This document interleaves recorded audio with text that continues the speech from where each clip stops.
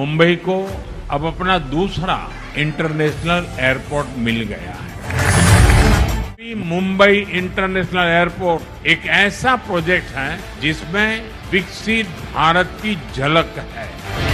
का संकल्प हो, जब देशवासियों तक तेज विकास का लाभ पहुंचाने की इच्छा शक्ति हो तो नतीजे भी मिलते हैं।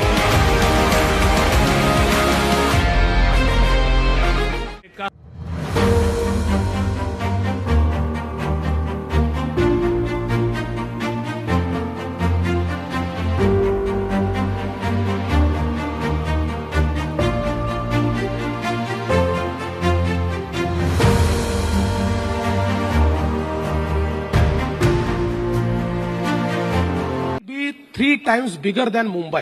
The Naina city? Yeah, Naina. This will be 3 times bigger than Mumbai. And mostly it will be a thematic city. But now we have to create a new business magnet.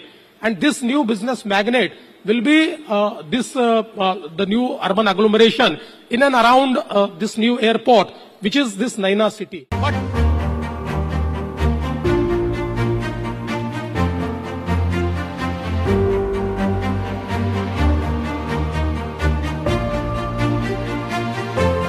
Atal Setu ये हमारे उस संकल्प का भी प्रमाण है कि भारत के विकास के लिए हम समंदर से भी टकरा सकते हैं, लहरों को भी चीर सकते हैं। अटल सेतु इसी भावना का प्रतिबिंब है। अटल सेतु विकसित भारत की तस्वीर है।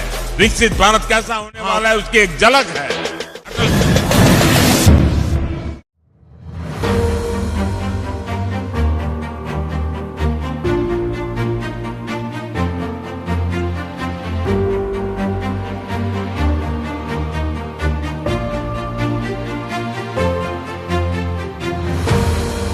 Reliance will establish the fourth industrial revolution in the state of Maharashtra. Reliance will invest with a coalition of global companies more than 60,000 crores over the next 10 years in this collaborative initiative.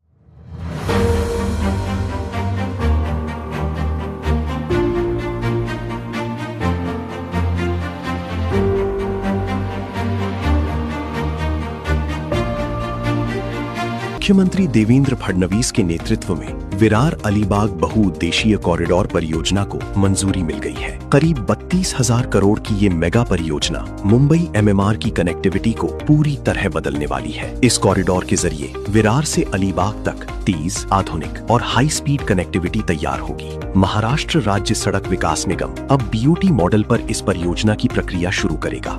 यानी अब सिर्फ सड़क नहीं बनेगी बल्कि मुंबई महानगर क्षेत्र के विकास का नया इंजन तैयार होगा। इस परियोजना में आधुनिक interchange, high speed road network और भविष्य की जरूरतों को ध्यान में रखकर इंफ्रास्ट्रक्चर तैयार किया जाएगा। मुख्यमंत्री फडणवीस जी लगातार महाराष्ट्र को आधुनिक इंफ्रास्ट्रक्चर और मजबूत कनेक्टिविटी की दिशा में आगे बढ़ा रहे हैं और अब विरार से अलीबाग तक बनने वाला ये सुपर कॉरिडोर मुंबई एमएमआर के भविष्य की नई पहचान बनने जा रहा है।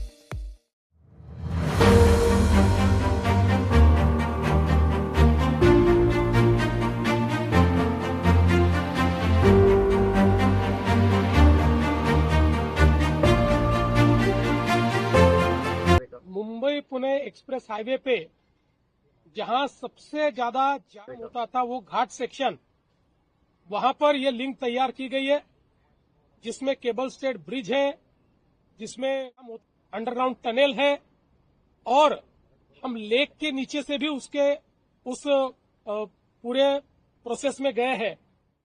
और ये इसलिए महत्वपूर्ण है कि इसके कारण मुंबई और पुणे के बीच की दूरी तो कम होगी और यात्रा का समय भी आधे घंटे से कम होगा। और 15 में हमने इसको मान्यता दी थी और अब ये पूरा हुआ है।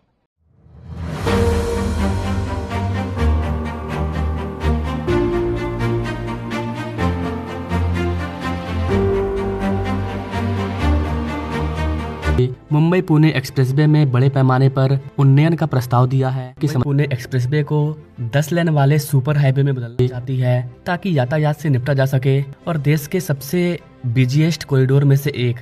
चारुवार को टाइम्स ऑफ इंडिया को बताया कि इस वाले एक्सप्रेसवे को 8 लेन का बनाने के लिए हमारे पास पहले से ही प्रस्ताव अपग्रेड है। नवीनतम अपग्रेड पर लगभग 1420 करोड़ रुपए खर्च होंगे।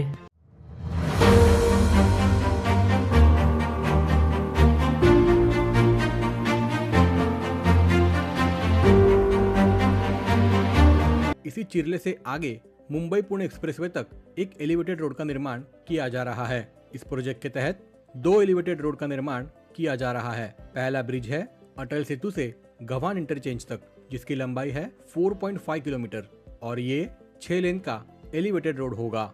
दूसरा ब्रिज है पळसपे जंक्शन से मुंबई पुणे एक्सप्रेसवे के कोन एंट्री एग्जिट पॉइंट तक, जिसकी लंबाई है 2.5 किलोमीटर और ये भी 6 लेन का एलिवेटेड कॉरिडोर होगा। इस पूरे प्रोजेक्ट को बना रहे हैं गावर कंस्ट्रक्शंस लिमिटेड। इन दोनों प्रोजेक्ट से अटल सेतु से आने वाले वाहन कम समय में सीधा मुंबई पुणे एक्सप्रेसवे तक जा सकेंगे। इस प्रोजेक्ट में अटल सेतु से गवान इंटरचेंज के लिए एलिवेटेड सेक्शन का काम शुरू हो चुका है और अब हम उसी प्रोजेक्ट का लेटेस्ट अपडेट देखते हैं। यह है अटल सेतु का एंड पॉइंट यानी चिरले इंटरचेंज। यहाँ पर अटल सेतु समाप्त होता है और यहाँ से ही इस Mumbai Pune expressway connector road की शुरुआत हो रही है। यहाँ पर आप इस प्रोजेक्ट के एंट्री एग्जिट रैंप का निर्माण देख सकते हैं, जहाँ पर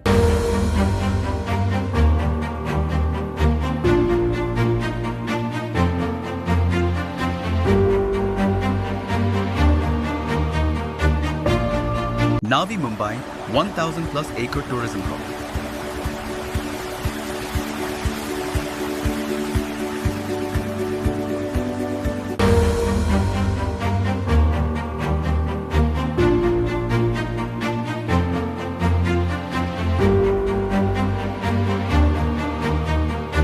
Investment is over 2,500 crore.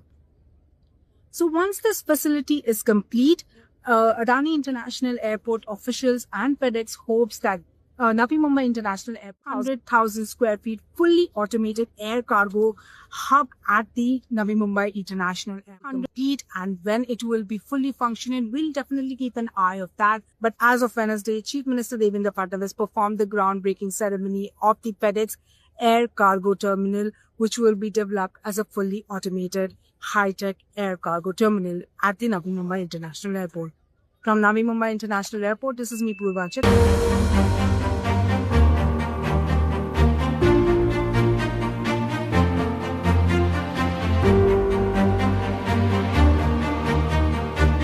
Mumbai eastern riverfront project India की किसी भी सिंगल सिटी में अब तक इससे ज्यादा एक्सपेंसिव प्रोजेक्ट नहीं बनाया गया है। यहाँ पर उम्मीद जताई गई है कि नया ईस्टर्न वाटरफ्रंट बनने के कारण 150 to 200 बिलियन डॉलर्स की जीडीपी इस अकेले एरिया से जनरेट होगी साल 2028 तक, जिसके कारण मुंबई की करंट जीडीपी में 20 से लेकर 25% तक का ग्रोथ हमें नजर आ सकती है। 2 लाख जॉब्स यहाँ पर क्रिएट होंगे डायरेक्टली। दोस्तों, इस पूरे प्रोजेक्ट का एक बहुत बड़ा भाग होगा ओपन स्पेसेस और गार्डन्स। इनफैक्ट अगर आप पूरे के पूरे लेंथ को कवर करो तो यहाँ पर जो गार्डन बनने वाला है उसकी टोटल लेंथ न्यूयॉर्क में बसे हुए सेंट्रल पार्क से भी ज्यादा होगी। लेकिन साथ में इसके आगे होगा इस पूरे के पूरे प्रोजेक्ट का सबसे इंपॉर्टेंट इलाका, जो होगा नया सेंट्रल बिजनेस डिस्ट्रिक्ट। पहले बात करते हैं यहाँ पर बनने वाले कमर्शियल स्पेस के बारे में। यहाँ पर कई सारी हाई राइज बिल्डिंग्स बनेगी जो 250 मीटर से ज्यादा ऊंची होगी, जहाँ पर कई सारे ऑफिस स्पेस सेल और लीज के लिए अवेलेबल होंगे।